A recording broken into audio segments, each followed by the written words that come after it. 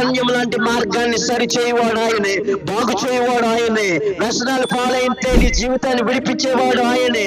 లోకానికి బానిసగా ఉంటే విడిపించేవాడు ఆయనే.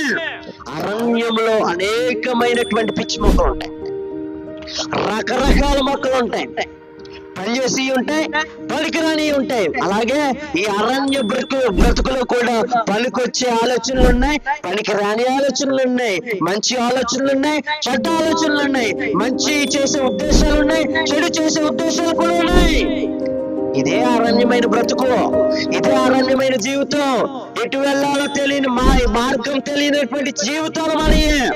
అయితే ఈ నూతన సంవత్సరంలో దేవుడు తన అనుదినము ఆయన వాత్సల్యము చేత నీకు మార్గము చూపిస్తున్నాడు, నీకు త్రోవ చూపిస్తున్నాడు, నీ బ్రతుకుకు నీ జీవితానికి త్రోవ చూపిస్తున్నాడు.